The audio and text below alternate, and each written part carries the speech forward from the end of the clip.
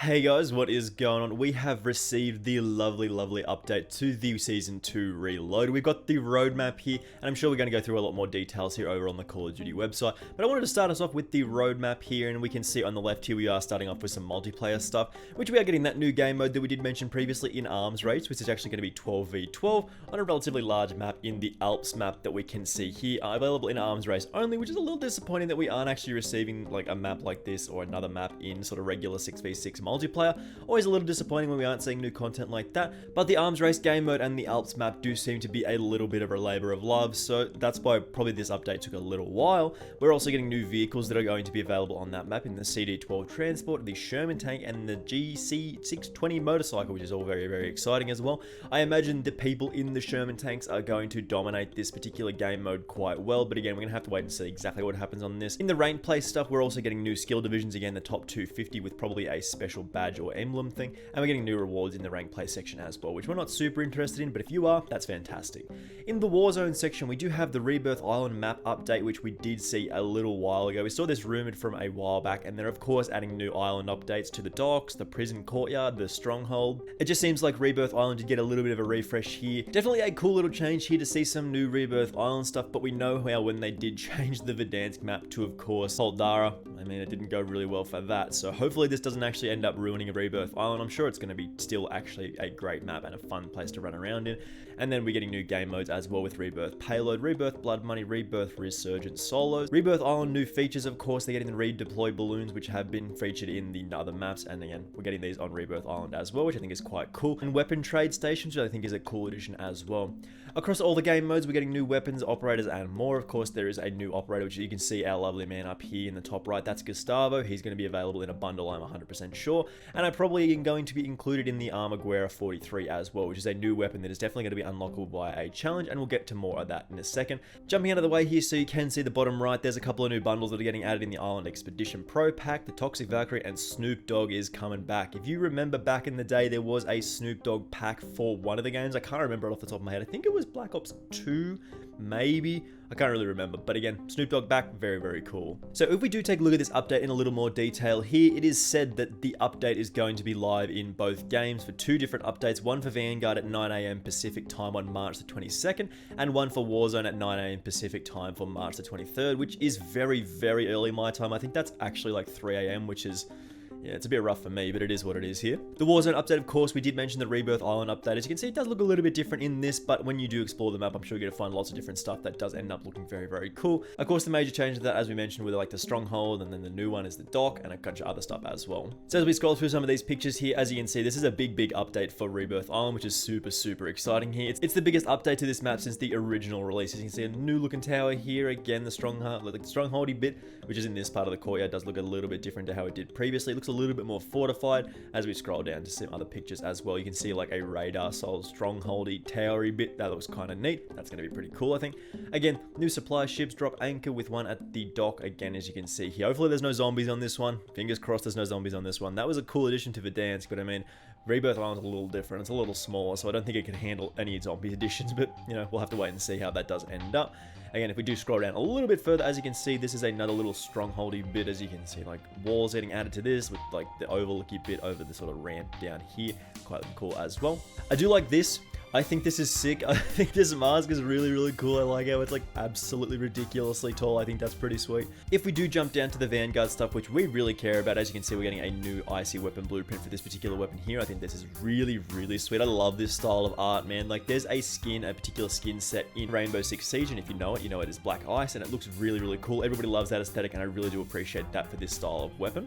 And of course, thematically adding the Alps map to this particular stuff and adding like an icy weapon blueprint, I think is very thematically appropriate. I think there's a very good looking stuff. Again, a lot of this wintry stuff does look quite cool. As you can see, there is the new vehicles in the motorcycle, the CD12 and the tank, of course. These are going to be very interesting here. It depends how big this map is, depends on how good this game mode feels, because it is 12v12 and there's like 1, 2, 3, 4, 5, 6, 7 people in this screenshot, 8 people in this screenshot. So yeah, the map could feel a little empty depending on exactly how big it is here. Speaking of the new game mode here, this new mode Arms Race will take place on Alps, the largest map in Vanguard, set in Task Force Yeti's main area of operations. Drop into this alpine tundra from its iced over lake to the mountainside fortresses and capture all bases to win. Once a base is captured, operators can choose to respawn at that base or at any other captured points on the map, in addition to spawning on their fellow squad members. So very, very similar to Soul's spawn system to something like Battlefield, which is again quite cool for this particular game.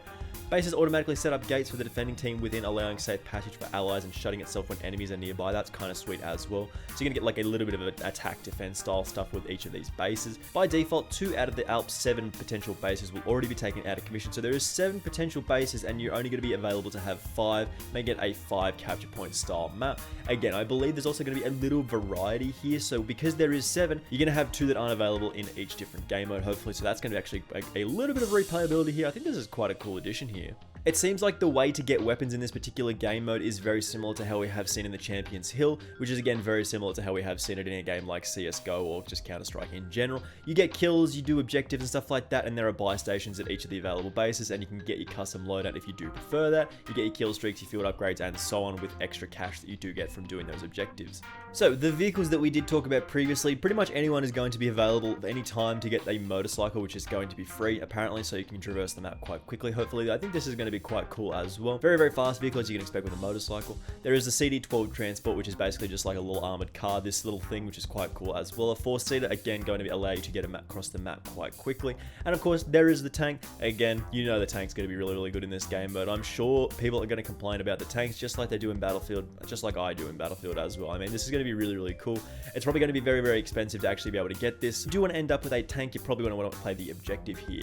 If we were to jump down to the thing we probably care about most here, this is the new gun getting added to the game, and this is the Armaguerra 43. Again, I'm going to butcher that name so many times, so do forgive me for something like that. This is, of course, a very high fire rate SMG, which I think is going to be a great addition to this game. Effective at short to medium range engagements and only produced in small quantities, this advanced submachine gun gave insight into how modern CQB weapons could actually work. Compared to all the other Vanguard SMGs with no attachments, the Armaguerra 43 is the fastest firing weapon in its category, and its range is actually pretty good apparently, better than the other fast firing SMGs, but its high recoil and low damage make it tough to engage at further distances, which I mean, that's going to be pretty decent. Of course, we can sort this out all in the gunsmith here, being able to kit it for extreme CQB territory to actual long shot stuff, which is kind of interesting as well. If we do take a look at the different barrels and the magazine attachments, I think this is going to be a really, really good addition to the game. Of course, the Armaguerra 43 is going to be unlocked in one of 2 ways. Of course, there is the SMG based challenge, which I'm sure you're going to have to get a specific number of kills in a specific way to get this done in 15 different games probably.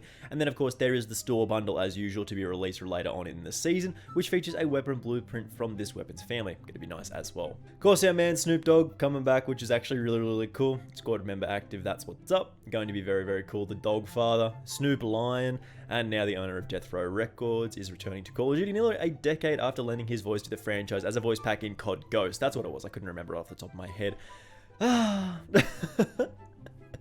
I imagine his favorite weapon's probably going to be like one of these as well, the Guerrero 43 maybe. I don't even really know what's going to happen, but it's going to be nice and cool to see Snoop Dogg running around. I mean, it's going to break my immersion a little bit again, which we did talk about previously, but I mean, whatever, man. At this point, it's just a little bit of fun here.